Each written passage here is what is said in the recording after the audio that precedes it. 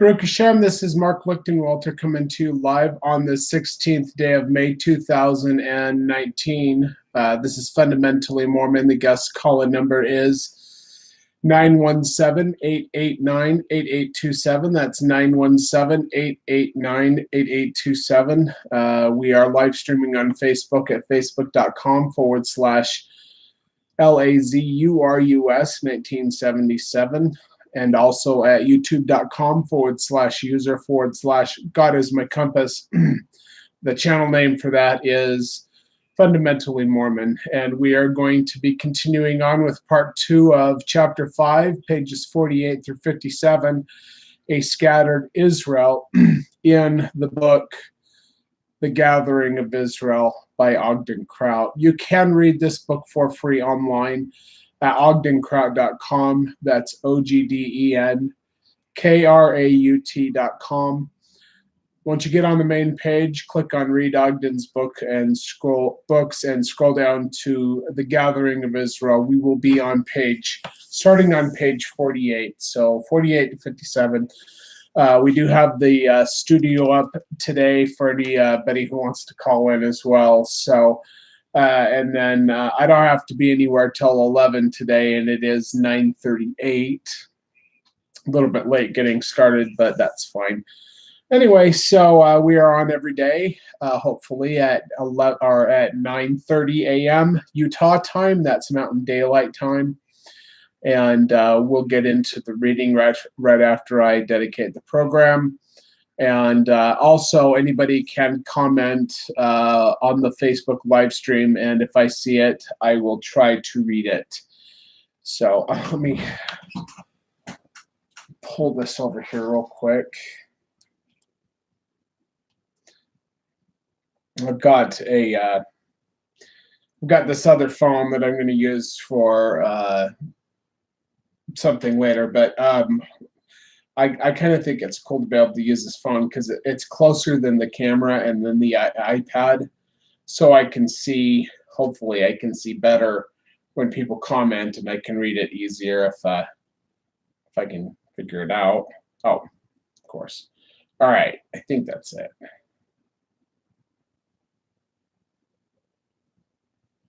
All right, I think should have done this all before the program started. I was actually taking a nap before the program started, so that's why I'm a little bit late, but I'm good to go. So, all right, dedicate the program and get right into the reading. Our Father who art in heaven, hallowed be thy name.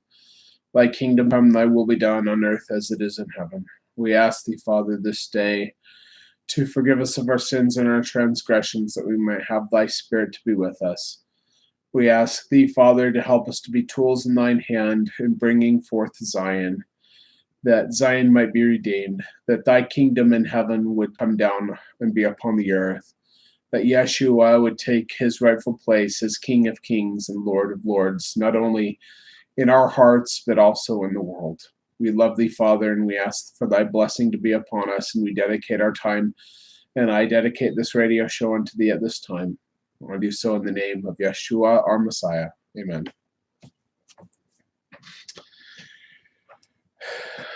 A Scattered Israel, Part 2, pages 48 through 57 of Chapter 5 of The Gathering of Israel by Ogden Kraut. Page 48. 9. Deterioration of temporal and spiritual welfare. During times of illness, financial trouble, or some demoralizing experience or crisis, the saints are less able to rely upon other members of the church. The world's welfare is generally obligatory, cold, and lifeless, which destroys incentive. When saints can aid each other, it brings them closer together spiritually and temporally. So, I know a lot of people rely on welfare and those type of things in Babylon, especially in the United States of America, but God never told. It's not morally right for people to take other people's money and give it to other people. God wants us to be willing contributors to those who are less fortunate. He wants us to help those who cannot work, widows and orphans. But he also says that a man who would not work shall not wear the garment of the laborer. And like when I was on my mission, my first area was Savannah, Georgia. And we worked all throughout Savannah, but mostly the north part of Savannah. And we worked in a lot of slums area, like welfare areas, very poor areas. And there were so many men that I met during that first 4 months of my mission in Savannah, Georgia, where people they they were like generational welfare recipients, men in their 20s, 30s, 40s, and 50s who wouldn't get jobs because they knew that the government would take care of them. This is not like like I know that a lot of people want to help people, and that's why they choose the Democratic Party. But God doesn't want a bunch of slothful people. You know, if they can't work, if they choose not to work and do something beneficial, that's like work is part of the gospel. Work is part of God's plan for people on the earth. He gave it to Adam that he would till the land, and that he would work by blood, sweat, and tears, basically. And people who do not want to work and are slothful, then that's something that we don't support that. But to be able to be a Zion people, we do need to be able to take care of the poor and the sick and the orphans and the widows, and that's godly for a community to do that. But to do it by the force of vote and gun, like if I don't pay my taxes that get paid into these social programs, I get penalized. I could be thrown in jail. So that's why I say the force of the gun. This isn't God's plan. I know a lot of people want to be do good and all of that, but this is like, you can't say that this is a Christian thing. Oh, hi, Tilla. Tilla needs prayers, everyone. Tilla, I don't know how to say your last name. Ayala. If people could pray for her, she's looking for a job. But during this time where she is not employed, she's going to be serving people, which I have seen that she does willingly. And like, that's what I do too when I'm not working. And my wife does too. Like well, especially my wife, she goes down to this food pantry at Trinity Christian, which is a church that we like to attend sometimes, most of the time, actually. And they're Christians. They're not LDS in any way, shape, or form, but they have a food pantry, and we help take care of people who need help. And like, that's something that we can all do, stuff like that. So anyway, okay, so let me get back into this. But I was just saying, like, God wants us to help each other and to be in a community where we can help each other. But it's not about like what the church does these days is they will help you if you will go to church and if you will volunteer in some social thing. So I shouldn't even get into that. I'm going to stay out of that. So anyway, continuing on with the reading. When persons manifest the least kindness and love to me, oh, what power it has over my mind. While the opposite course has a tendency to harrow up all of the harsh feelings and depress the human mind. Joseph Smith, Teachings of the Prophet Joseph Smith, page 240. 10. Building the world society. Members of the church who live scattered must use their income, efforts, and talents in sustaining those societies and kingdoms of the world. To live there usually requires adopting the unions, sales gimmicks, customs, and business practices of the worldly, thus lending support to those kingdoms. Therefore, little or no time can be devoted to building up the society of the saints. We are not gathered together to build up the kingdoms of this world. The voice of God has not called us together from the utmost parts of the earth to build up and enrich those who are diametrically opposed to this kingdom and its interests. Brigham Young Journal of Discourses, Volume 12, page 153. And it's really sad here, but they should have used Ogden should have used the quote where Joseph Smith basically said, "It is not the mind or will of God to lay up another dollar to build up the devil's kingdom." And he basically told the saints, build up God's kingdom. Do not use your money or your funds or your efforts to build up the devil's kingdom. Like, we are here to build up the kingdom of heaven on earth, that Zion might be redeemed. We are not here to build up the devil's kingdom. And what's really sad is when the Church of Jesus Christ of Latter-day Saints takes the tithing money, which goes into Chase Manhattan Bank for a period of 2 years where they can invest it. That's tithing money. They can invest it into the stocks and bonds and all of that, and then they do other things with it. And like, I get a sad kick out of the statements, like when the church built that $7 billion shopping mall up by Temple Square in Salt Lake City. They said that no tithing was used for the building of this $7 billion mall. $7 billion mall. The church doesn't make its own money apart from tithing. Everything it has comes from the tithing of the people. They use that money to invest in stocks and bonds to build up the devil's kingdom. A lot of people think that the LDS Church owns Coca-Cola or Pepsi, or, they own stocks in those companies, large portions of stocks in many different companies, many different pharmaceutical companies like Merck. They own business like tons of real estate, office towers in New York City and in Salt Lake and many other places. They own investment properties. Like, that's what they use your tithing for. And I know it's all for a good cause, but like, why is it that the church can do things like that, but they won't have united orders? Why is that a thing?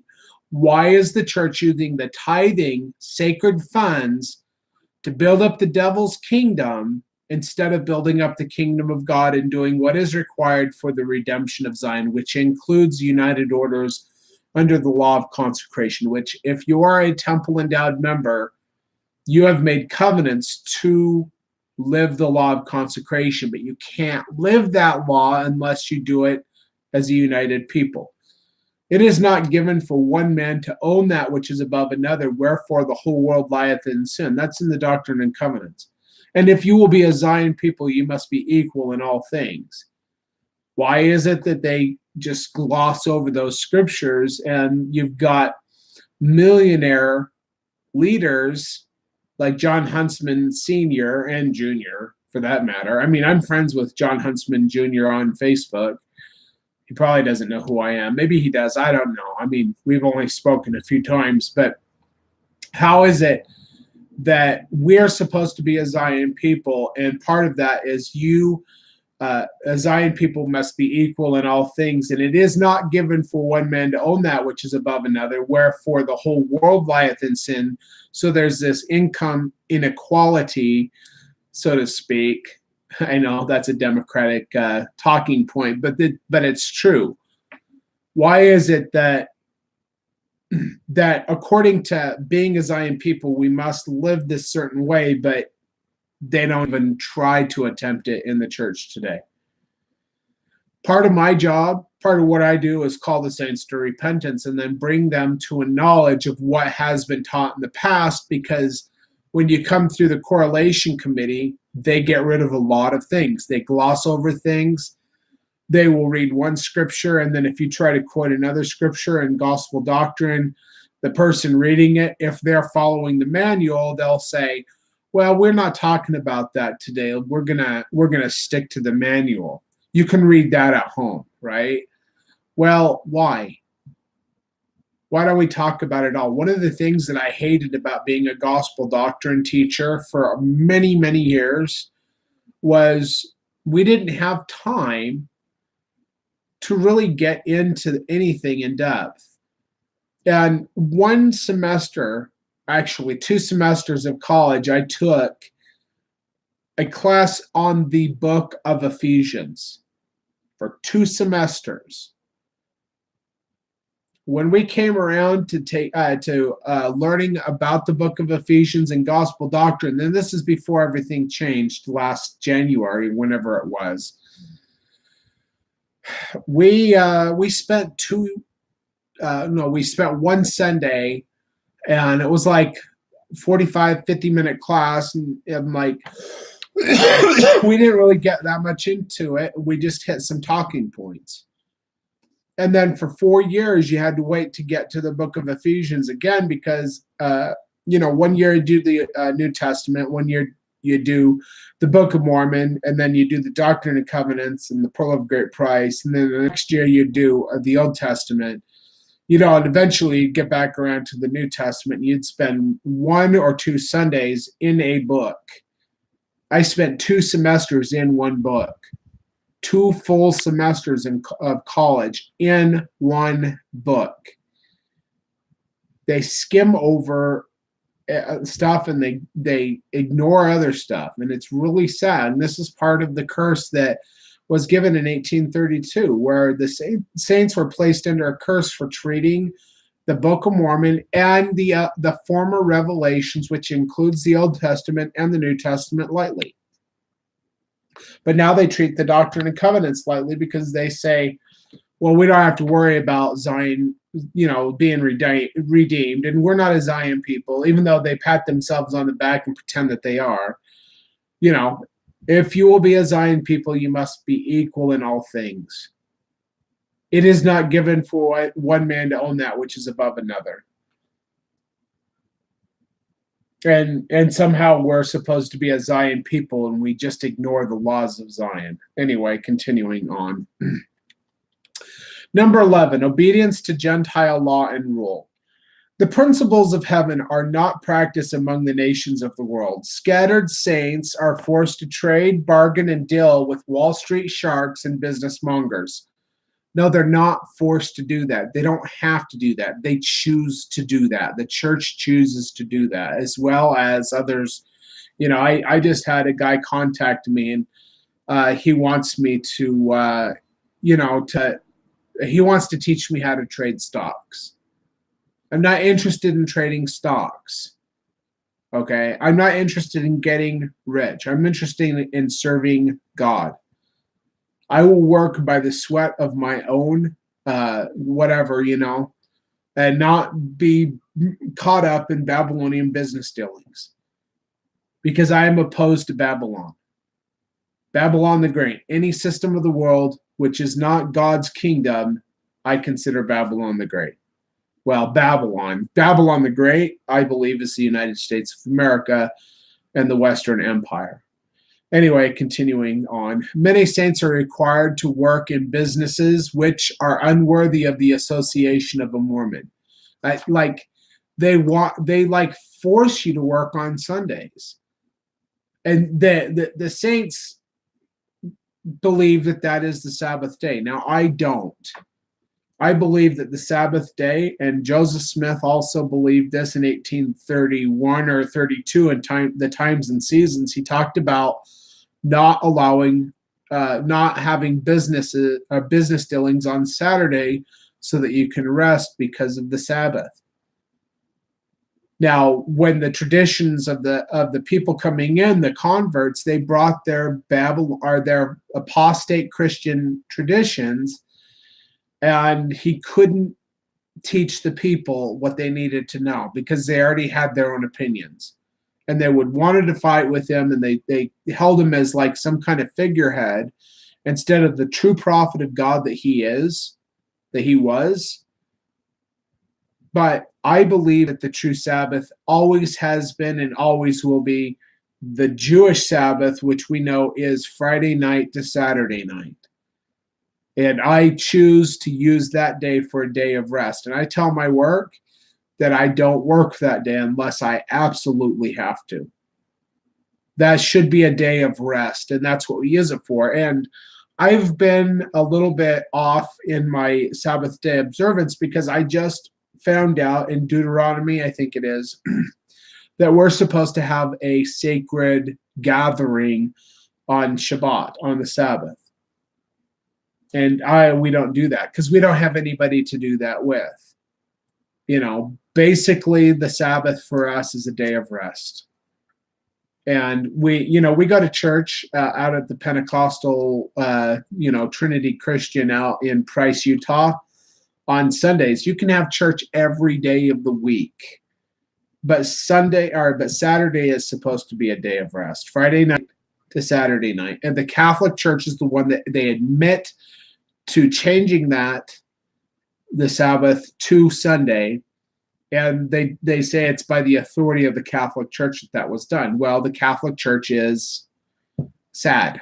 Let's see here. Mel says, I think Sabbath is Sunday because that is when the Lord rose. Actually, that's not when the Lord rose. That is a false tradition of the Catholic Church. And if you're interested, I did a video, which is a long video that talks about the true Sabbath. So the Catholic Church would have you believe that, and thank you for replying, for commenting, Mel.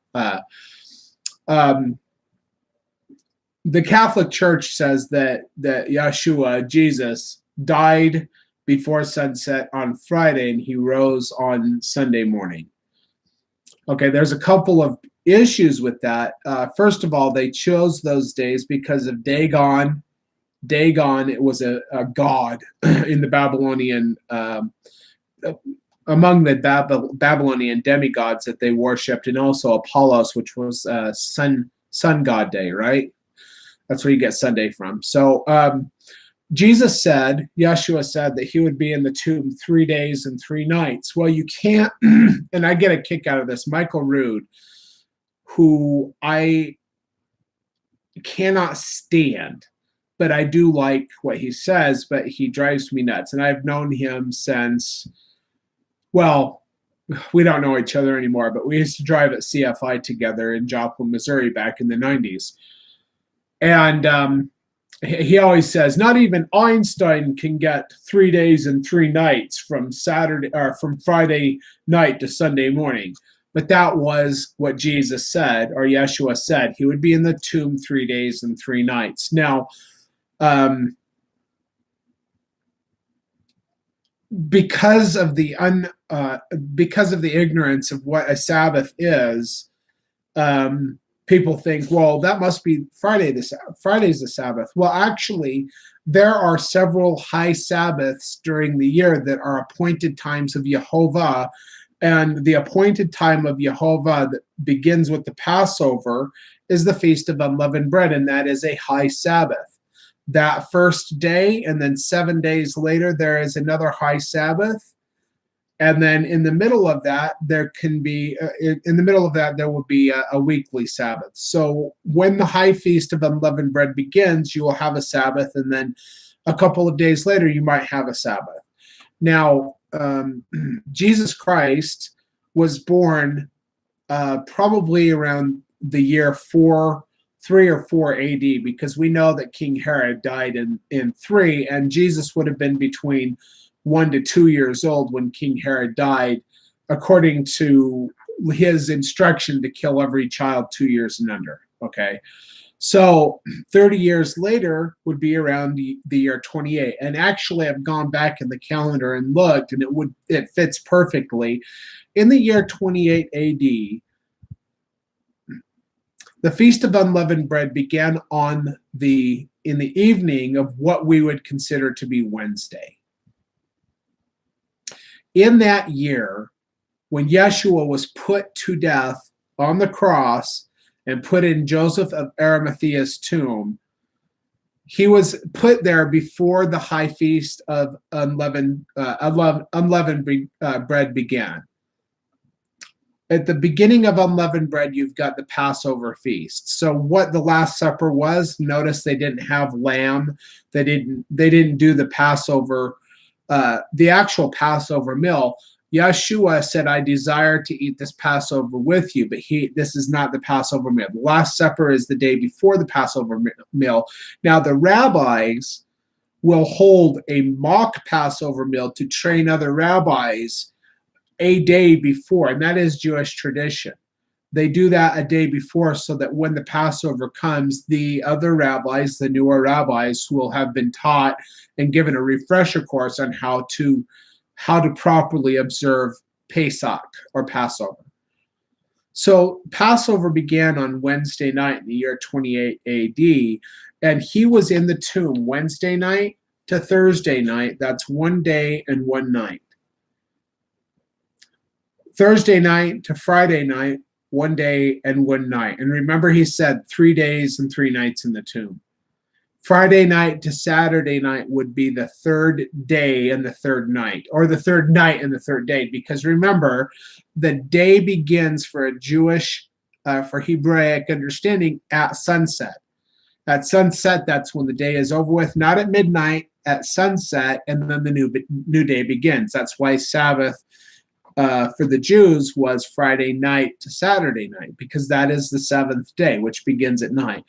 Yeshua said he would be in the sign. The only sign that he gave that he was Messiah or Mashiach was that he would be in the tomb 3 days and 3 nights, or in other words, 3 nights and 3 days. At the beginning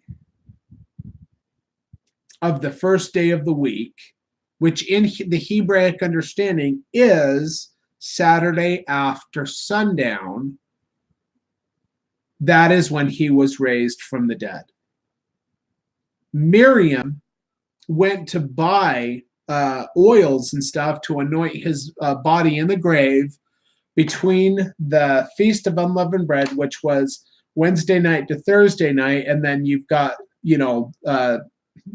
Friday would be like the day of preparation. Thursday night to Friday night was the day of preparation. During that time, she would be able to go get the oils and stuff to anoint the body, the dead body of Yeshua. And it was her job as his wife to do that, which is really fascinating, and that's another topic altogether. The other thing that we know about the Last Supper was they supposed that Judas was going out to get stuff for the preparation of Pesach, which means that it was not a Sabbath day during the Last Supper, if you want to go back into that as well. But in the record, it says that Miriam or Mary and the others, but Mary mostly, went there before while it was still dark on the first day of the week. The first day in Hebrew understanding is Saturday night to Sunday night. What we'd call Saturday night to Sunday night. That is the first day of the week. It is true he was raised on the first day of the week, which was the day of first fruits, but he was raised before Sunday morning. It would have still been Saturday. Miriam went there early before the sun rose, while it was still dark, and the angel, already at that point, 4 in the morning or whenever it was, said, he is not here, he is risen. So when the Catholics say that he was raised on Sunday morning, well, Miriam was there before it was even morning.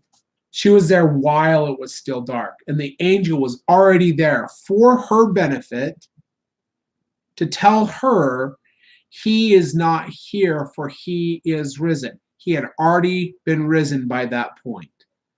It was the Catholic Church that changed the Sabbath, the true Sabbath, because they basically what happened is the Catholic Church hijacked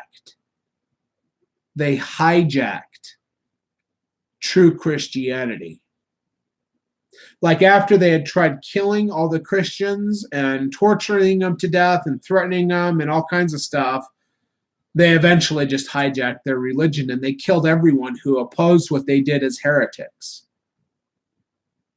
So, and that quote that I talked about with Joseph Smith, talking about the true Sabbath, or the true Sabbath being like a day of rest, and that is Saturday, and not to do any work that will interfere with the Sabbath on Saturday. which is, I believe, in the Times and Seasons. That video that I have, which talks about the true Sabbath, I quoted in there. I give the full references. I don't remember them offhand, but that video, I put it all together, and I give the full references to that video. So if anybody wants to go check that out, you can go to youtube.com/user/God is my compass, or channel name Messiah Ben Joseph, and you'll see a bunch of my videos. Just go down to the True Sabbath. And I actually think I've got like 3 videos detailing that in great detail. I mean, it's a good study, so people can check that out. But anyway, let's see here. All right, so let's get back into the reading.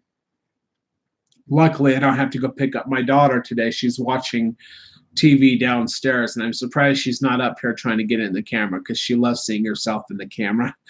So anyway, let's see here. Saints are required to work in businesses which are unworthy of the association of a Mormon. Now, the other thing I wanted to say, the saints, the Christian followers who followed Yeshua in the early days of the church, they continued to observe Sabbath and go to synagogue. But then they would meet together on the Lord's Day, which started at Saturday in the evening. And that's why you've got people falling asleep and falling out of the rafters, because they are meeting together after the Shabbat is over with on Saturday night on the Lord's Day. And people are falling asleep because they're up so late at night, gathering together with the Christians, with the other Messianic followers of Yeshua, who we call Jesus Christ. So, yeah, they did meet together on the Lord's Day, but they also kept Shabbat. And remember what Paul said? He couldn't stay with the people because he had to get to Jerusalem for the feast of, I think it was of unleavened bread. It could have been Yom Kippur or Sukkot, but like they continued to keep Shabbat. They continued to keep the holy days of Jehovah. There was no Easter or Christmas. Like that word Easter in our King James Version of the Bible is Pesach, which means Passover. They put Easter in there. Easter is a Babylonian holiday. It has nothing to do with Yeshua. It has to do with Ashtoreth or Ashtaroth, which is a Babylonian sex god, which is symbolized by eggs and the bunny rabbit and all of that, and finding the eggs and dyeing the eggs. And you know where that comes from. And I shouldn't be getting into this, but the first dyeing of the eggs was where they would sacrifice the children. So, okay. I'm going to get into it just because this is where I'm being led. So the holiday of Easter was where they would have these virgins in the Babylonian temples and they would have these sexual orgies, and these women who would have sex with everybody in these orgies, they would have their children 9 months later, and then these children would be a couple months old when the feast came around again. And any child that was conceived during these sexual unions in these temples was then sacrificed by having either their throats cut and drained out, or they would be put into these bronze statues of what's his name? Like when Jesus says not to pass through, like let your children pass through the fire. He's talking of Baal. Anyway, but they would do these things where they would sacrifice infants that were conceived during these sex rituals that were to the god of Easter or Ashtaroth or Astarte. There's a couple of different names for her. I don't know them all. But they would dye these eggs, which were a symbol of fertility, in the blood of the infants. That's where you get the egg dyeing from. That's why I have nothing to do with Easter. I celebrate Pesach, Passover, and the Lord's resurrection and first fruits because they are the holy days of Jehovah. They're not contaminated holy days, they are the days of Jehovah. So let's see here. I be Rome. Oh, seriously. Okay, hold on here. Mel says, I be Rome always setting themselves up as God switched their plan to be worshipped, be Christians, and the Vatican is their kingdom. And it just continues on. They just what they call themselves to continue to be worshipped and believe they still keep important writings away from us. That's true. To keep them up, and they are the ones that decide what part of the writings would be in the Bible. That's also true. I think we should pray all. So basically, she says that we should pray that these writings are brought about. And you know what? That's part of the reason why God gave the Book of Mormon, so that we would have the truth of the gospel uncorrupted. But the problem was that Joseph Smith was, and it's a problem, but like it's what it was. Like God wants to bring us back into order with Him, to set all things in order. But we have all these traditions, and during the days of Joseph Smith, like, yeah, people would accept the Book of Mormon and they would gather and accept him as a prophet, but they would bring in their false traditions that they received from apostate Christianity. And it was really hard for them to get away from the false teachings of Christianity. But he did the best he could, but the people just couldn't accept more. Like Joseph had so much more he could have taught. He wanted to, but he knew that they wouldn't accept it. Like I have the Book of Lehi. I know that most people can't accept the things that are in it, so I don't give that out. And Joseph didn't give things out either, because people just couldn't handle the truth. They've got to be able to understand the truth. But this thing about like the Vatican libraries, it's so cool. They have a Vatican junk box that with all these like over time you've got these books and they fall apart, right? And then you've got this library full of these books, and they'll have they'll have a piece of paper or a bunch of papers or whatever that they don't know where they come from, or because they fall out of the books or whatever, or the scrolls or whatever, and they'll throw them in these junk boxes. Well, Nehemiah Gordon was able to go. I'll read that in a minute. So Nehemiah Gordon was able to go through these junk boxes in the Vatican Library, and he found so many of the ancient texts, the book of Luke, the book of Matthew, which actually uses, and they're in Hebrew. They're not in Greek. The original Gospels were written in Hebrew. Now, we always believed they were in Greek because these other evidences have been covered up, but they weren't. They were written in Hebrew, and Nehemiah Gordon has been able to find these and to bring them out, and it shows the name of Yeshua in these manuscripts in the Vatican junk box. And if you want to take a look, just type in the Vatican junk box, Nehemiah Gordon. You might be able to find the videos on that. Nehemiah's wall is a wall I subscribe to, and then Michael Rood and Nehemiah are friends. And I can't stand Michael Rood, but I like the work that he does. He's just an arrogant person. So, and I get to say that because I used to have to, well, I didn't have to. I like to argue with him and debate with him when we were sitting in the driver's lounge at CF5 back in Joplin, Missouri, or up in Taylor, Michigan, or down in Laredo, Texas. And like when we'd go down to Laredo with a load, because, truck driving, like we'd get stuck there for a couple days, and me and all of the Christian guys would get together and we'd all have like debates and stuff. And it was fun. And I really liked it. Like back then, Michael Rood was always talking about how how we've got everything for the temple to be built, and he's living in Israel or something to that effect, or he's going to Israel, and something about the red heifer, and it's going to be and like he was like really on fire with all that stuff, and like I thought he was fascinating, and I really like his show. Now, if you want to check out his show, and you can learn a lot from it, check out A Rude Awakening, AROOD Awakening, I think is his channel name. But anyway, let me read what Mel said, and then I'll get back to the reading. So, all right. On my little thing here. Oh, here it is. All right. Sorry, I believe that the Roman Vatican did set itself up because the leaders called themselves gods. That's true.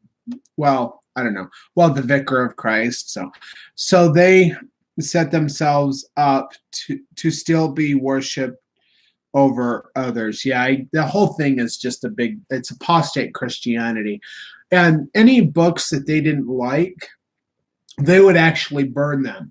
Now, because of archaeological discoveries, what would happen is that people would hide their books from these people that were going around destroying all of these other books that they didn't agree with, like the testimony of Ariah, like one of the wives of Yeshua. Like there was a lot more books that they had, and you've got to discern. Like, is this fan fiction, or is this like real testimonies? And you've got to discern that for yourself. But the reason why we have some of them is by seer stone. But the other reason that we have some of them is because when they were buried, when these priests and these rabbis, Messianic rabbis and Christians were buried, they would have their books buried with them to protect the books from being destroyed by what they considered holy books being destroyed by the Roman Catholic Church or by the Roman Empire, because the Roman Empire hijacked true Christianity and they wanted to wipe it from the face of the earth. And because we have these archaeological finds, like the Nag Hammadi Library and like the Dead Sea Scrolls, but we have other archaeological finds where we have more information on the life of Yeshua and more information on who the prophets were, and really cool stuff. So anyway, and we live in a day and age where this stuff is coming forth because we have the ability to have these archaeological discoveries, these people going out and not having to worry about war, hopefully, where they can go and they can excavate. Like Noah's Ark is even being found. The excavation for that is beginning this year, where it is petrified up in the mountains of Turkey, I think it is, or Armenia. Anyway, but like we're able to do these things in this day and age, and we've got so much more technology where we can do these ground radar, to penetrate and get into where the tombs are and to find out where these caves are and the buried, in the tombs, but they're finding things. So anyway, let's get back. I can't get through this section here. Many good Mormons are compelled to work for liquor, tobacco, or much less worthy enterprises. They may be required to work on the Shabbat or the Sabbath, or to practice dishonest business principles. And I used to work for this company called Liberty Trucking, and I really, really liked my boss and his wife. So he got too old to drive his truck. It was this old 97 Peterbilt that had 2.5 million miles on it, and they loved that truck. It was an awesome truck. It was ungoverned, it was a smooth ride, and it was old, but I kept parts on it. So like if an alternator went out, I could just change it out on the road or whatever, do minor maintenance. But what my job was I picked up in Utah. Sometimes it was cheese from Fillmore. Sometimes it was, sometimes it was potatoes. Sometimes it was onions. But I would take I would go down to the HEB warehouses down in Texas, either in Fort Worth, Temple, Texas, which is near Austin, I think, or Waco.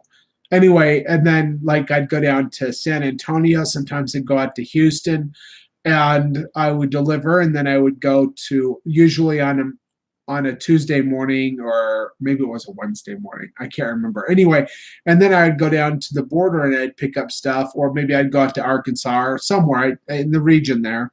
But a lot of times I'd go down to Hidalgo, right on the border of Mexico, down by Brownsville, and pick up stuff and bring it back to Costco. But like there were things that he did that were very dishonest, but he had a temperament, and he went to church every Sunday. And my wife would be like, how is it that these people can act this way? And I really liked him. I really liked my boss, but I'm not going to say who his name is, but it was out of far west Utah. But he did some really dishonest stuff, and he still maintains a temperament. You know, it just blew my mind how I've seen this ability to say certain things out of one side of your mouth and then do things. I don't know. Anyway, we are here to promote the principles of heaven and advance the purposes of the Almighty and no others.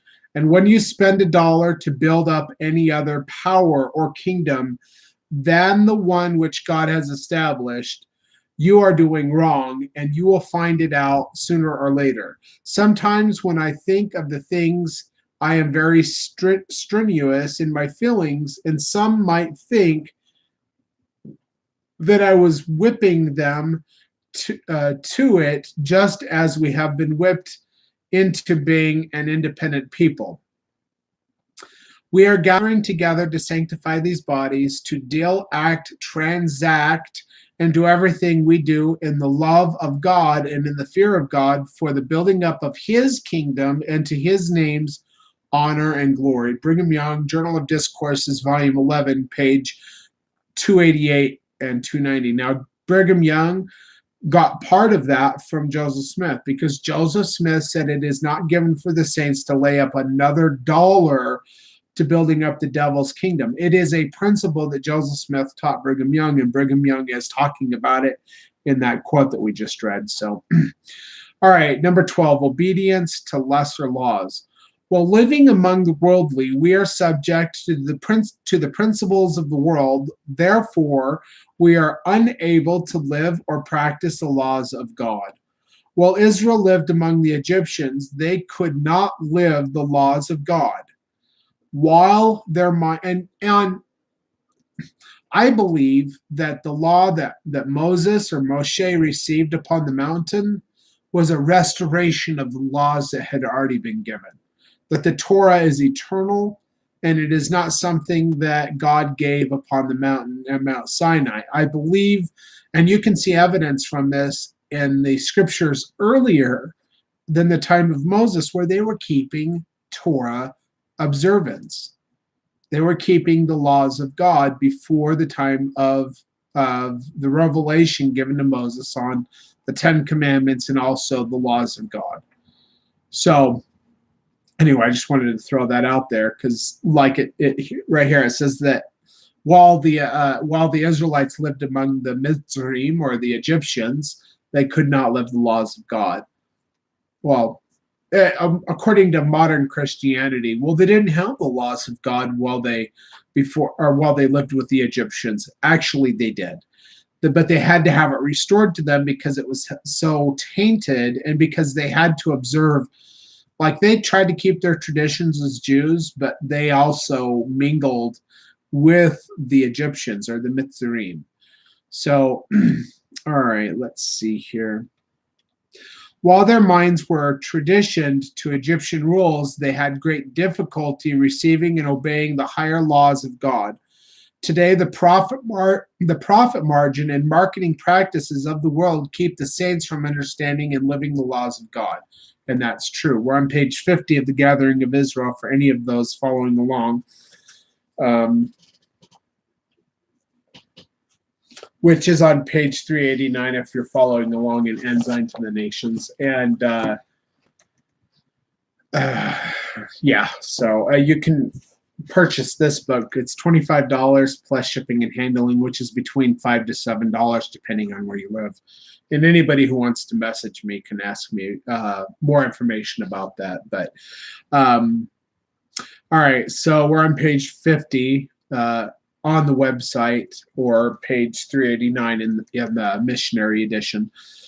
The priesthood in the last days has to be manifest in sufficient power to bear off the kingdom of God, triumphant, that all Israel may be gathered and saved.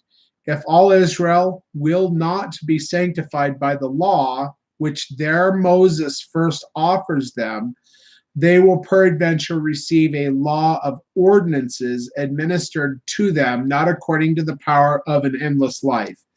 Men will be saved in the last days, as in the former days, according to their faith and willingness to receive the word of God and walk in it. Franklin D. Richards, Journal of Discourses, Volume 1, page 329. And in the New Testament, in the book of Revelations, it says that the people who are saved aren't they who profess the name of Jesus. It says they who do the will of God, to actually live the laws of God, not just to know about them, but to actually do them. Like, we have to learn how to live God's laws, to be obedient to his ways, to keep his instructions, or his Torah, which is what the Torah means, instructions. The laws of God are eternal, and they are not put away just because of whatever. Even Paul the Apostle lived after Jesus Christ continued to live God's holy days and to observe them. But we as a Gentile people don't even know what those things are for the most part. This is part of this dispensation that we are in, is part of the restoration of the fullness of times, to restore all of these things. The sons of Levi offering in righteousness is part of the restoration, and we don't even see that. There was a place in the Nauvoo temple for animal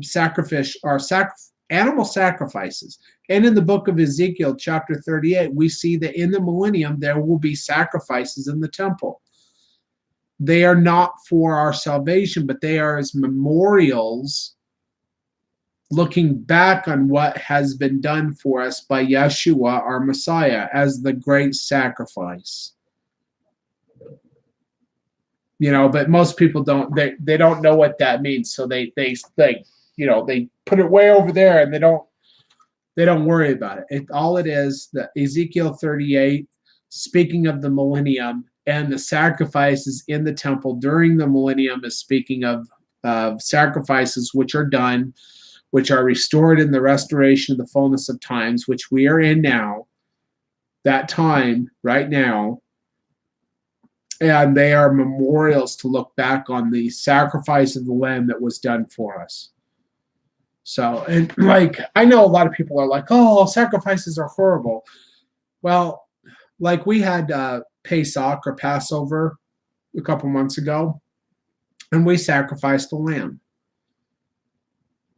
We made a kosher incision right in its artery, and we held it while it bled out.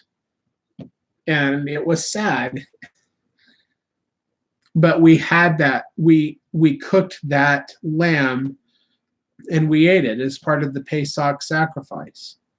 You know, but people will eat cows and pig, swine's flesh, which is not food, never was food, never will be food, even though it tastes good. Poison tastes good sometimes. Anyway, I'm not going to get into the kosher argument, but we eat animals all the time, but people flip out when you sacrifice. But it's okay to kill an animal to eat it.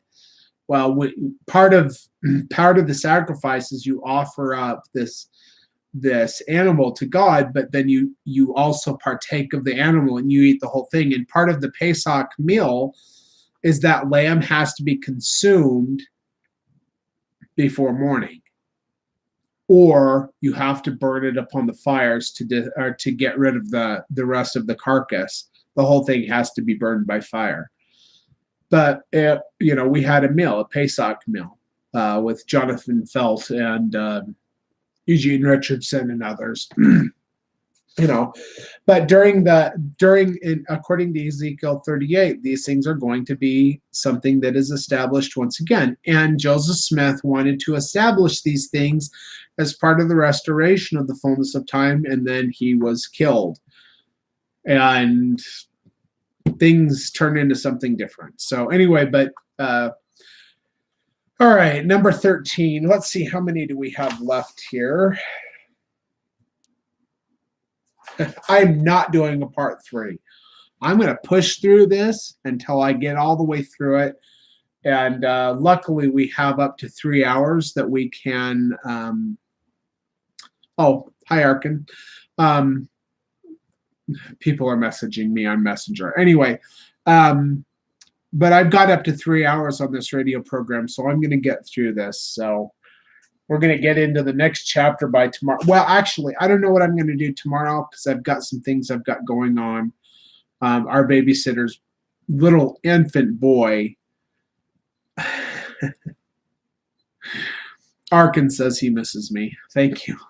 So, and I'm not going to talk to you anymore, Arkin, because I'm trying to do the radio show. So I'll talk to you later. Anyway, but our babysitter's boy, who is only like 6 or 7 months old, has to go into surgery tomorrow. So our babysitter is very nervous, of course, but her daughter is only she's a little bit younger than my daughter, I think. I think they're both 4. Anyway, but they're best friends. They love each other. So I'm going to watch her daughter here. I'll probably get some movies for him. And then, well, we'll see what happens. So while my babysitter and her baby and her mother-in-law are in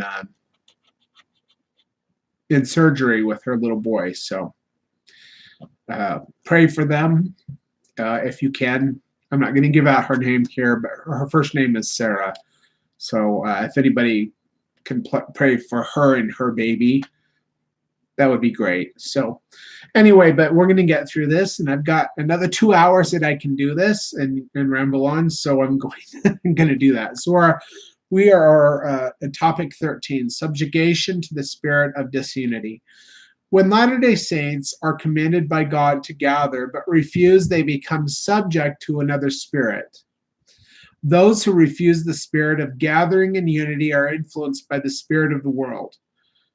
Now remember, in 2 Thessalonians chapter 2, it says, all they who believe the lies, and what are those lies? They are lies of false doctrine. False doctrine being, it's not important to gather anymore because Zion's wherever you're going to be at, which is a lie. That is false doctrine. All they who believe the lie receive strong delusion that they all might be damned because they did not love the truth, because they changed the truth of God.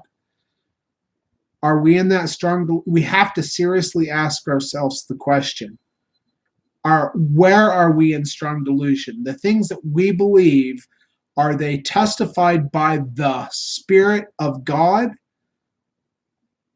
or by some other spirit? Paul told Timothy to try the spirits, for thereby many false prophets have gone forth in the world. And why does it say that? Because people receive this inspiration from these false spirits and they become prophets of the devil. They're false prophets, and they twist the scriptures and they tear apart the meat of the gospel. And that's what a ravenous wolf does. A ravenous wolf will sneak into the flock, and then they will destroy the gospel as it's been restored by true prophets.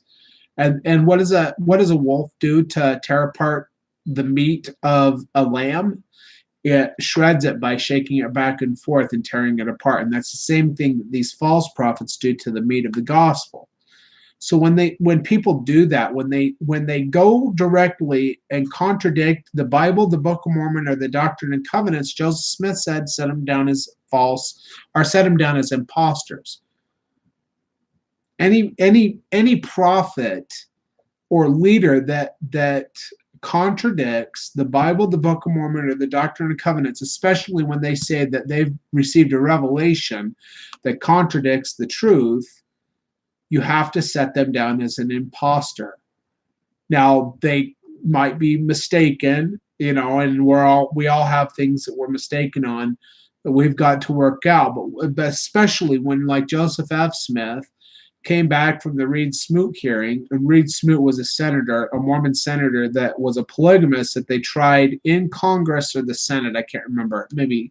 Anyway, they tried him in the government during the Reed Smoot hearings. During that time, that's when Joseph F. Smith was told by the government of the United States to stop. What was the words here? Stop encouraging the saints to come to Utah. So instead of going by the scriptures that he received as revelation from the government of the United States, and they came out with this whole false doctrine about, don't worry about gathering. Zion's everywhere. It contradicts this book right here. It contradicts the former revelations given to us. It is a lie straight from hell. And the fact that Joseph F. Smith allowed the government to get in the affairs of God and to capitulate, like Wilford Woodruff did, it shows their character. I don't consider them prophets at all, not even a little bit. Of course, I believe the church was rejected in Nauvoo according to section 124, but we won't get into that. The saints who rejected the call to be gathered will eventually lose faith, lose the Spirit of the Lord, and eventually will apostatize. The elders go forth and preach the gospel to the nations. They baptize the people, hunt them up from place to place. Yet if you take the names of those who have been baptized, have the 1/4 ever been gathered? No. Is not this strange? Do they keep the faith and stay in the midst of the wicked? No, they do not. Look at the people who are here. And that's the same with me. Like, I've had people who know that my testimony is true, who feel the desire to gather to where I am at, to be with me as a witness of the Father, and they allow themselves to be dissuaded by other things, and they never come, and then eventually they just fall away from the faith altogether. And eventually, like, sometimes I see some of them who watch the program still or comment on something, but for the most part, like that burning testimony that they had of the witness that I have been sent to give to the world, I don't know if they even have it anymore, because they felt the need to gather, but then they let the world stop them. So this Holy Spirit won't always strive with man. It's kind of the way it is. Like, if you're not obedient to what God is asking you to do, he may not ask you to do anything ever again. So look at the people who are here, the few that have gathered, and then look back at the branches you came from. How many have gathered? Where are the rest of those who compose those branches? It is true that occasionally one will remain and keep the faith for many years, but circumstances are such in the world that they eventually fall away from it if they remain there. Brigham Young, Journal of Discourses, Volume 11, pages 101 through 102. And that we're on page 51 for those following along. The other thing I wanted to say was,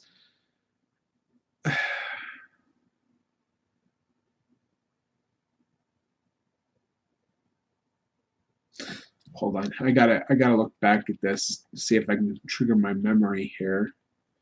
Like, there's things that I'm thinking about that I want to say, but I don't want to continually like break up the quote. So I try to keep it in my mind, and then I forget it when I get done. So let's see.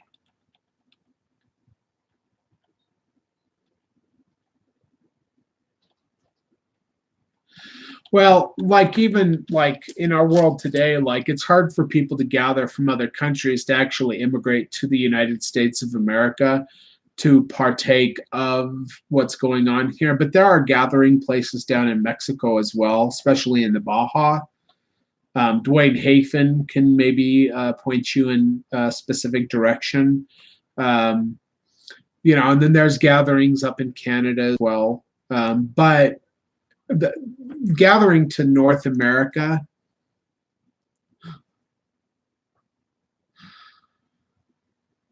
gathering to North America is part of gathering to Zion, but the center place of Zion is Independence, Missouri, and the cornerstone of Zion is Nauvoo. Now, if you go out from Independence to Nauvoo and you draw a big circle using that as the radius, that's the center place of Zion. Now, we're in the mountains. I'm in the mountains where I've been told to go to gather into a place of safety for the destruction that is coming. So I don't know how long I'm going to be here before that happens, but this is where I'm at because this is where God has sent me. So I would tell people, go where God has sent you. But for people who cannot come, I can't go out and baptize people all over the world. That's not my mission. That's not my job.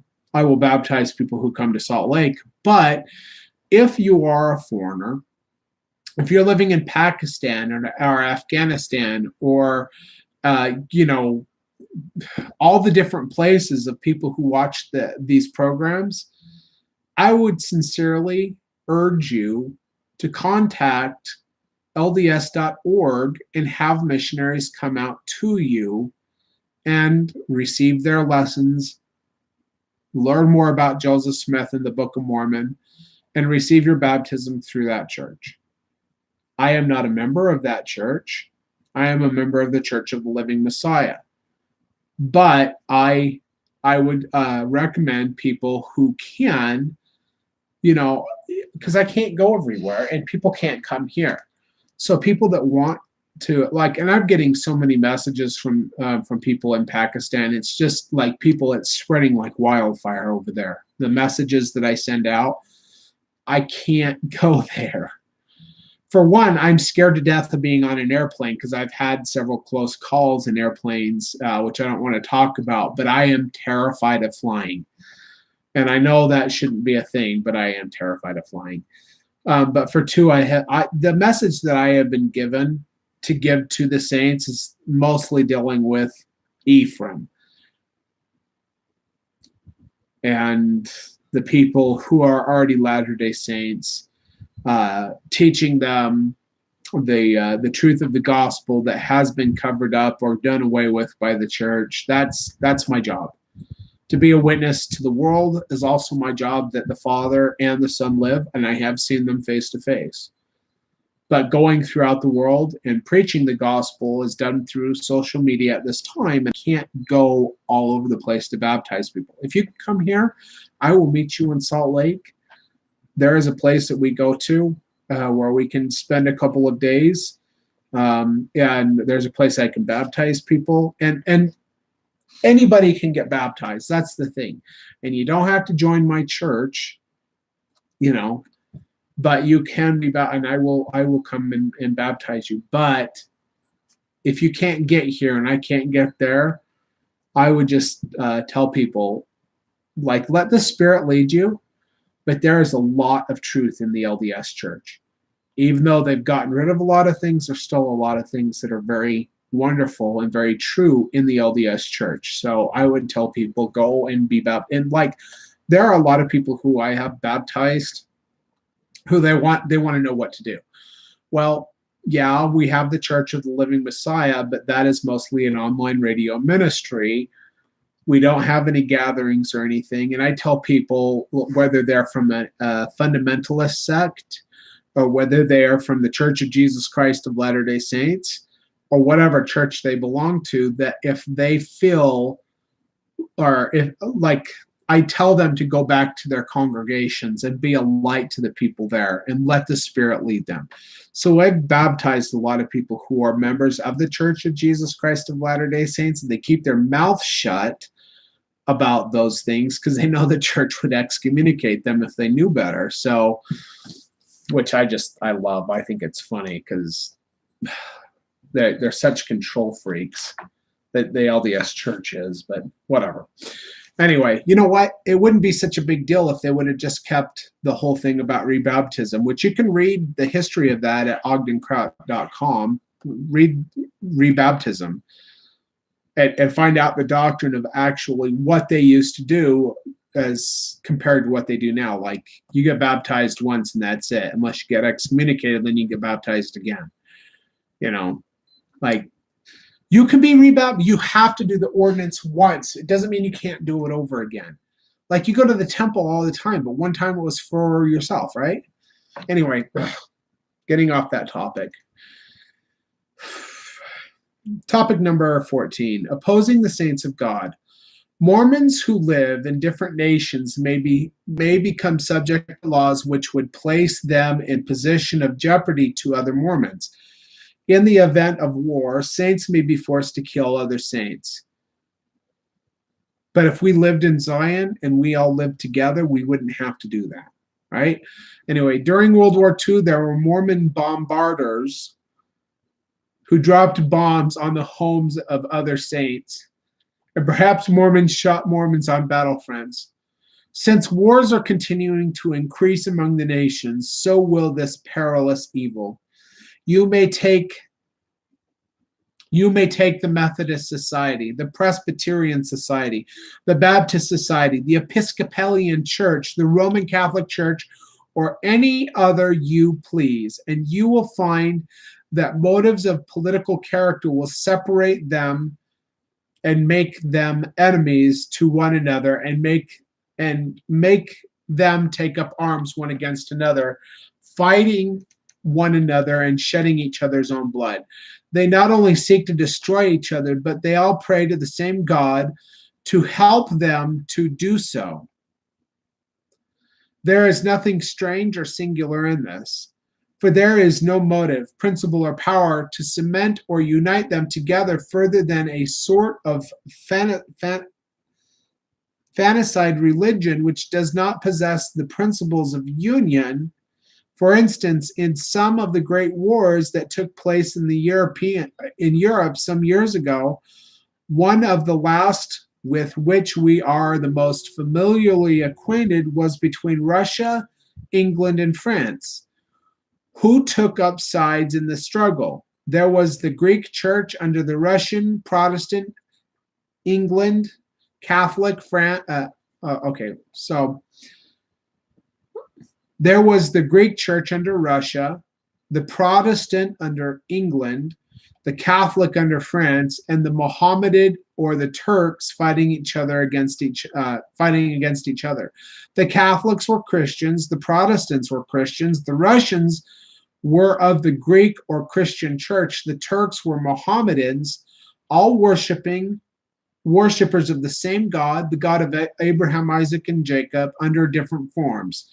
These were arrayed against each other in deadly strife, all praying to the same God to give them power over their enemies, and their enemies were also Christians when they went to slay each other and destroy each other.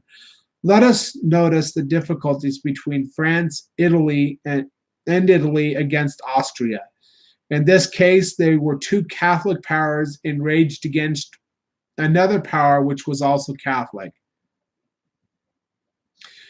Religious considerations do not confine or control them in the least. They fought just as hard to kill their fellow Christians as the Mohammedans or any other people would fight to kill their enemies.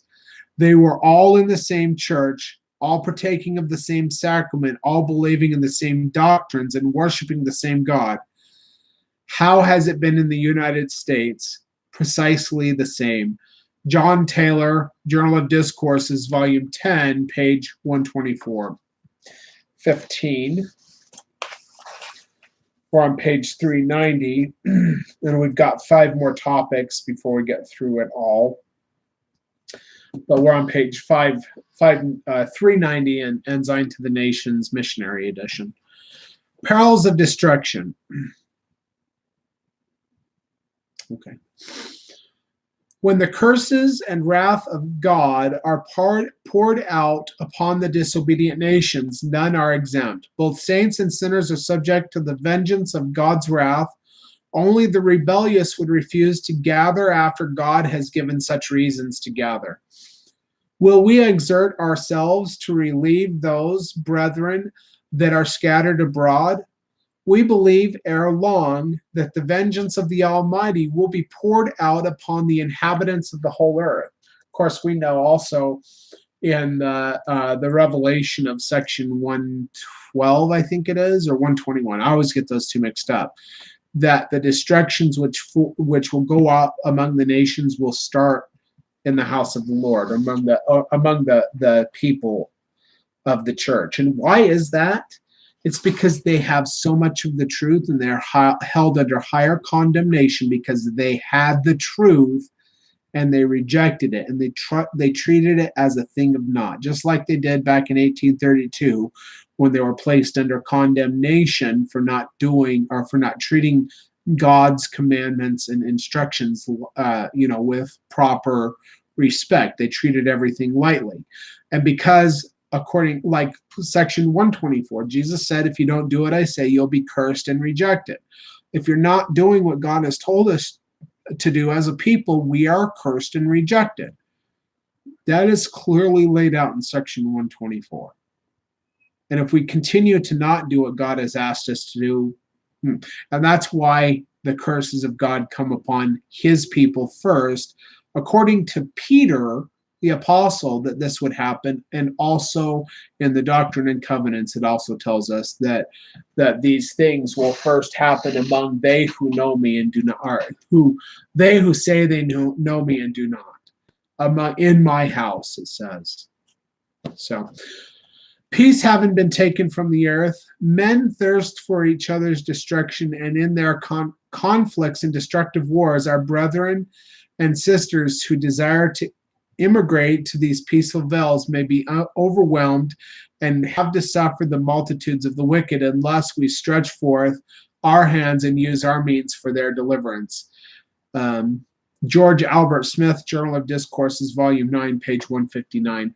And the other thing I wanted to say is that when people actually can gather to the Rocky Mountains to gather with the saints, I feel sorry for them because the Utah Mormons are so judgmental.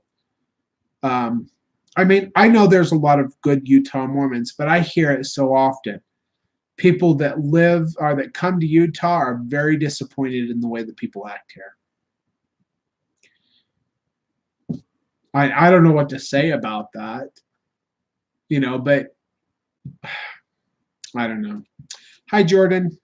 Welcome to the program. Jordan just came on. So I'm actually going a little bit longer today because I don't have to take my daughter anywhere. I'm supposed to take her to the babysitters at 11, but we're going to get through this chapter if it kills me. And we have another hour and a half before I lose all the airtime. So anyway, I tried playing some of your videos yesterday, but something happened to my Roku on my TV. It decided it didn't want to play or something happened. So I don't know what's going on. Anyway, I need to reset something or whatever. Anyway, okay. 16, disobeying a commandment. Oh, the other thing, iTunes has placed, I've placed Fundamentally Mormons up on iTunes for review. And hopefully in the next couple of days, all of these programs, and there's over 140, between 140 to 150 programs will be up on iTunes. And I haven't said that, on the video today, but for some reason, when I saw Jordan is watching, I was like, oh yeah, I can tell him about that. So, which will be cool because when I had my old program, The Kingdom of God or Nothing, placed on iTunes, we got a ton of people listening, where now, I might have a couple of hundred people a day checking things out. But back then, there were thousands and thousands. I had well over 100,000 downloads on my old programs. I don't want to inflate that number too much, but I think it was closer to 200,000, but I can't remember exactly, so I'm not going to say that. But I know it was well over 100,000 all around the world. So, and that's why I'm getting a lot of people from Pakistan and all over the place, actually, Africa, Norway, England, France, Portugal, Brazil.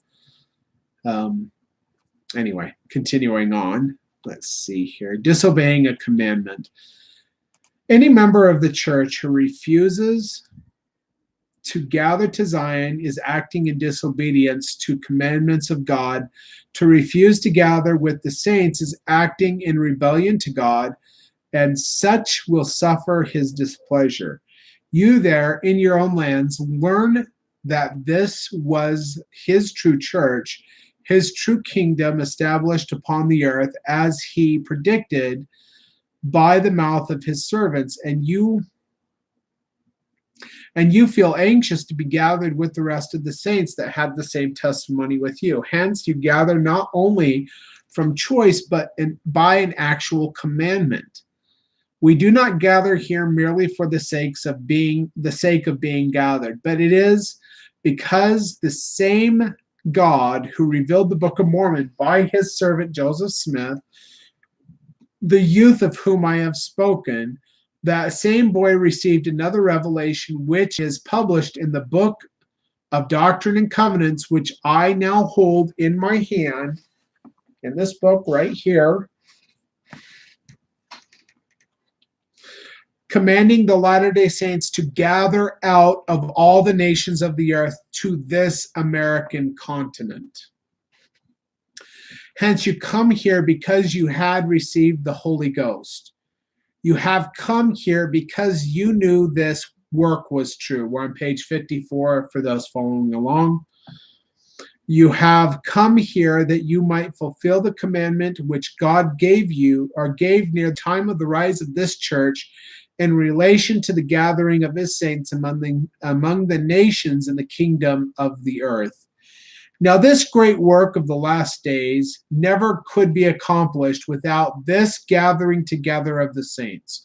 End quote. Orson Pratt, Journal of Discourses, volume 21, page 134. 17. God's law of segregation. I know that's a horrible word since whenever, but God has always required his saints, his chosen, his Israelite people to segregate themselves from the Gentiles and from doing the things the Gentiles do. Not to pollute yourself with the goyim, right? So let's get into it. 17, God's law of segregation. The law of segregation is one of God's laws, but mongrelization is an opposing law. God has always separated his people from other nations and bloods. These were segregations in pre-existence and segregations in every dispensation of the earth. And there will be separations in the heavens which are to come.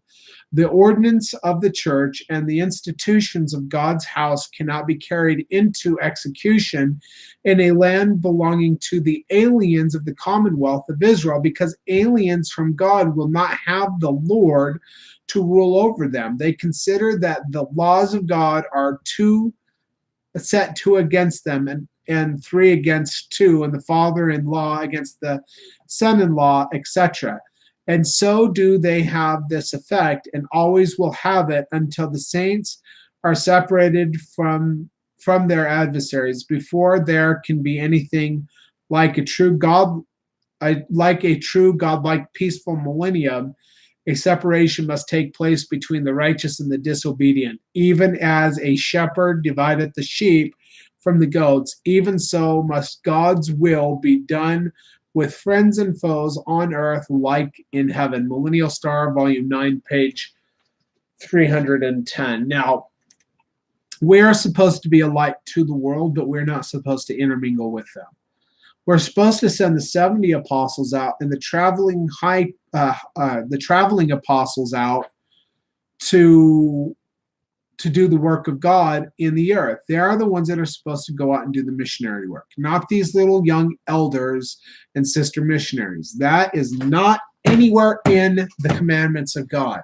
The commandments, and we have talked about this in the past, is that the 70 apostles are supposed to go out and be a witness, and the elders are the elders of the apostleship are supposed to go out. And Joseph Smith said that they should not even have a home in Zion, that they should be traveling at all times. So let's see here. Jordan is saying something. Let's see if I can bring that up.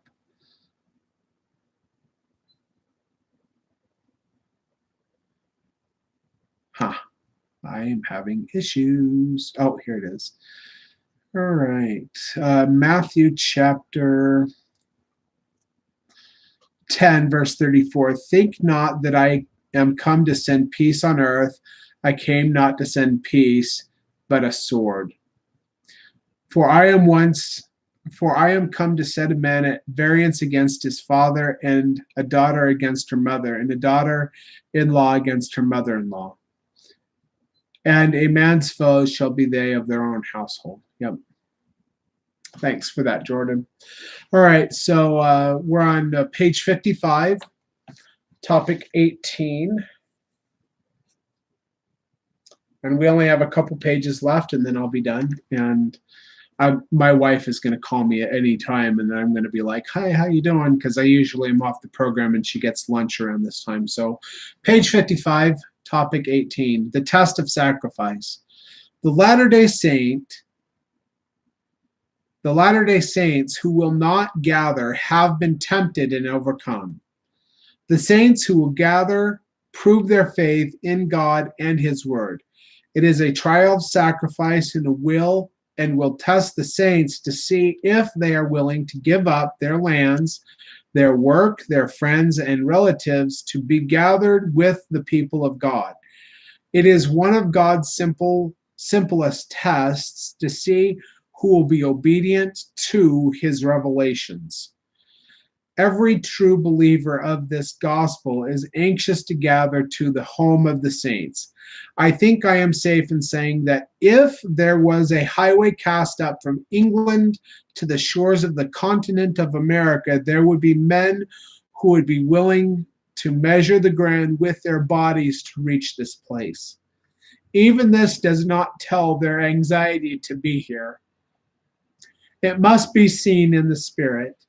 To know it as it really is, we are agreed in gathering the saints, as well as in the initiatory ordinances of the gospel of peace. It may be said that the tug of trials has commenced when the saints begin to cross the plains to this place. This temporal duty puts all their spiritual attainments to the test. Brigham Young, Journal of Discourses, Volume 10, page 18. 19 and 20, the burial place and the resurrection. The final resting place of all the prophets was considered sacred. They spoke of dying in Zion as one of their last requests. We're on page 56 for those of you following along. Sir, we feel the very same extraordinary interest in depositing our very bones in the land of Zion that the patriarchs formerly felt when they remember Joseph was taken out of Egypt and buried with his fathers. Just as something that, to compare this feeling to. That the patriarchs formerly felt when they commanded that their bones should be removed to the country and burying place which God had designated. If their enthusiasm in this sentiment, sir, it is the enthusiasm of patriarchs and prophets that kept the divine mandates and knew well the order of the resurrection and the necessity of having their bones laid on the identical land that should afterwards be their possession and inheritance forever and ever. Did not the Lord apportion off the land of Canaan to the 12 tribes to be their inheritance forever? And shall not the 144,000 in the latter days be equally tenuous to possess the very inheritance that was promised them to be a perpetual possession in time and eternity. There, their bones, like the precious valley of dry bones, will be a guardian care of angels. And in the resurrection, stand up like a consolidated army, while the disobedient and ungodly shall be scattered and driven as chaff before the wind. The aged and the infirm among us fervently desire to carry their bones while animated with life to the land of Zion as an expression of their faith in the promise of God, that he will resurrect them and plant them in that same heavenly country which they now seek. What Canaan was to ancient saints and the prophets, the land of Joseph will be to the saints and the prophets in the last days, and more abundantly. Orson Spencer's letter, volume 9, page 310. And we're on the last page, 57. And like the land of Joseph is not talking about Joseph Smith. In Genesis or Bereshit chapter 49, Jacob or Yaakov or Israel blesses his son Joseph that he will be taken away from the midst of his enemies, beyond the wall, to the utmost bounds of the everlasting hills, and this will be his inheritance. The everlasting hills is a geological indicator for where the tribe of Joseph would end up. If you look on a globe of the whole earth, you will find that the only mountain chain which goes from the very, very south tip of the world all the way up to almost the very north tip of the world, it begins in the Andes Mountains and it goes all the way up through Central America and into the Rocky Mountains and into the north tip of North America. Well, the utmost bounds of the everlasting hills, which is a geological indicator for Joseph's inheritance, is the land of North America. This is where Manasseh and Ephraim gather. But more importantly, this is where the birthright tribe of Manasseh gathers in the last days. This is it, right here in the land of North America. This doesn't belong in God's eyes to the Gentiles. This is the land of Joseph. And many of the people who inhabit this land are descendants of Joseph. Many of them are. Many of them are. And they just don't even know. They are lost to themselves. The lost tribes of the 10 of the northern country.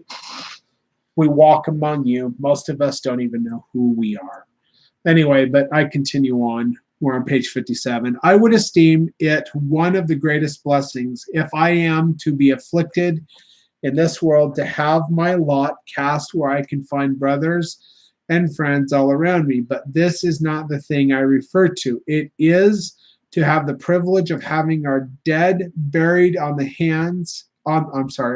buried on the lands where God has appointed to gather his saints together, and where there will be none but saints, where they may have the privilege of laying their bodies where the Son of Man will make his appearance, and where they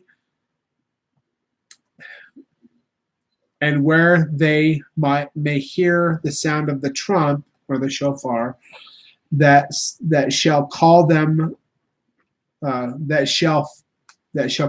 forth to behold him, that in the morn of the resurrection they may come forth in body and come out of their graves and strike hands immediately in eternal glory and felicity, rather than be scattered thousands of miles apart. There is something good and sacred to me in this thing. The place where a man is buried is sacred to me. The subject made mention in the Book of Mormon and other scriptures, even to the Aborigines of this land, speaking of the Indians, their burying places of their fathers were more sacred than anything else. Joseph Smith, Teachings of the Prophet Joseph Smith, page 294. Whether in life or death, the true saints have always sought to be gathered. The reasons are numerous, and the blessings are more then multiplied when they fulfill the call to gather to Zion. There are very few blessings for Israel in a scattered condition. So when we come back on tomorrow or on Monday, we'll be on page 58, chapter 6, the destructions and the desolations. So anyway, that's that. I got to call my wife because she's supposed to call me at 11 and she didn't call. So anyway, but and it doesn't look like we have anybody on the studio that wants to talk. So I'm just going to leave it at that. So pray for Tilla to find a job. And pray for Sarah's boy to be to get through his surgery, that he might receive quick the healing of God upon him, and also pray for the program to get through the iTunes review process, and hopefully we'll have an iTunes show called the Fundamentally Mormon, which will help a ton getting the message out there and sharing this with people in the church and out of the church and all over the world. So we've had a pretty good impact so far. A lot of people, like I said, in Pakistan and India and all over parts of Africa are getting this message, in Uganda and Kenya and many other places. But when we got iTunes, we get way more people listening. So anyway, thank you everyone for watching this program. I will be posting it in the next little bit at Zion's Redemption Bookstore, and also at the Church of the Living Messiah, which is where I post all of my texts, all of the texts that I read every day, and the radio show and the audio, the video, and the links to the books and everything. I post them every day at that place. Also at fundamentallyMormon.com. So you can find those in all those different places. So let me see, make sure. Yeah, I've read all the comments. So thank you. Thank you for watching. Take care, everyone. God bless. Goodbye.